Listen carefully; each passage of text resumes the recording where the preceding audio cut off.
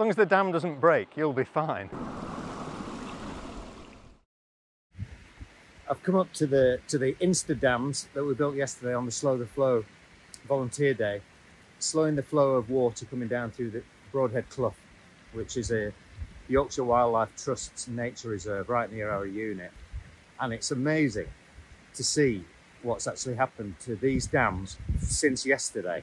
Why have these dams been made, these pools?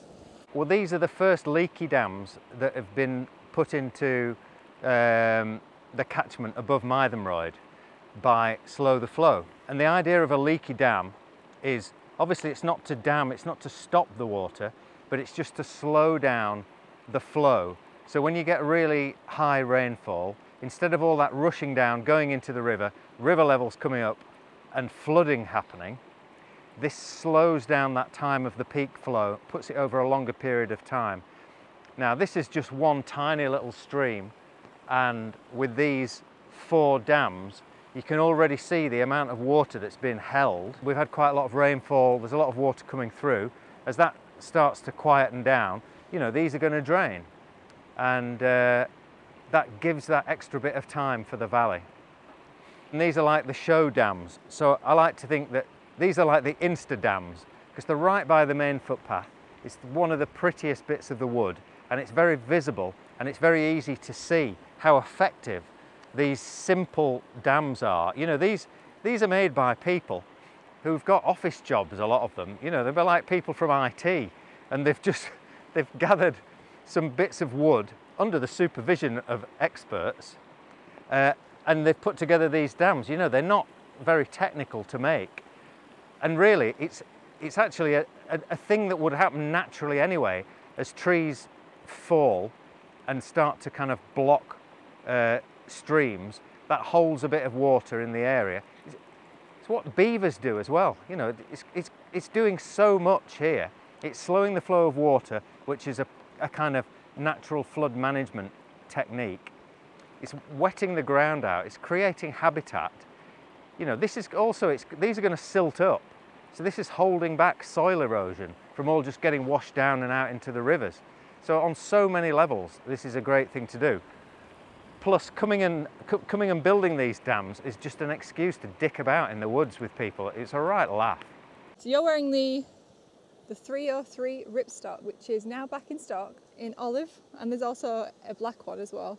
And this is really the perfect jacket for this kind of, well, adventure, I guess, into the woods. In the wet, you're going to remain warm, you're going to remain dry. It's a jacket that looks really cool if you go around in town, you know, and you could put this over quite smart clothing as an overcoat, or like I did on Sunday, come here and build leaky dams wearing it. It doesn't let any water in. We don't say anything's waterproof because water can trickle in. It's going to come in through your neck, isn't it, and go up your sleeves. But short of a really dry pub, this is about the most waterproof thing I've ever been in. I walk to work and I walk back over the moors, do a 5-mile journey each way quite often. And when it's cold, so when it's like 5 degrees and below, I wear this jacket because it really does the job. High wind and rain. We've got the pit zips, which usually I have open all the time, and they just give ventilation for, you know, when you're going up steep hills, but for now we're just generally standing about, so I've got them zipped up. It's got a really good hood with a wired peak, which is excellent.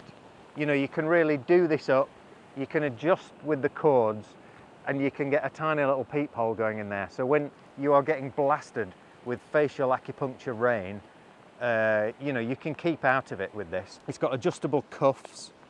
It's got a pocket here, which in the military use, you would have a pen in there, and you would have your emergency first aid. So if you were down lying on the ground and someone found you, they would get that out, they'd write on it if they'd administered any painkiller to you, any morphine, they'd write on you, and that would always stay in there.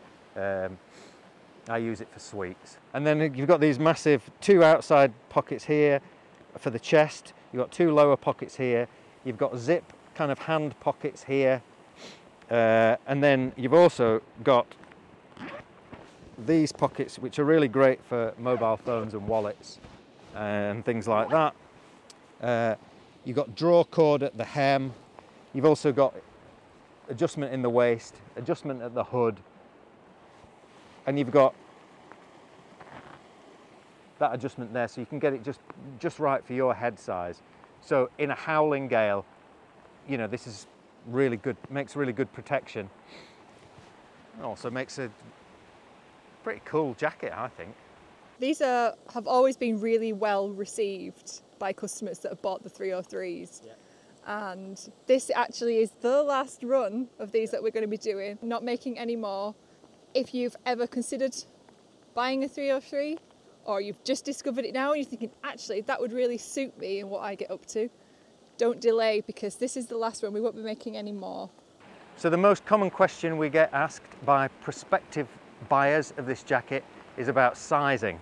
So this is a size small on me, which fits me really nice. I'm 5'8", 10.5 stone, 10.5, something like that.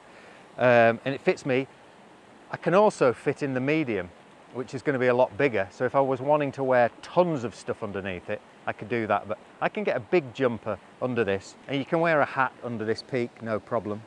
The pit to pit measurement can be a bit confusing because you can see this is a smock pattern. So it's a military design.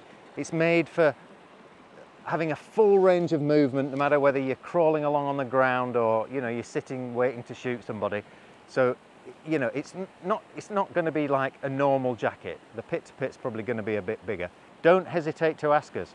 We have a very excellent customer care team of Tisha, and Tisha is a team. Tisha will look after you, and she'll give you good advice. So, you know, if you're at all got a question, please just ask us on the email hello@hebtro.co. Let's go, Vic. Back to the dry.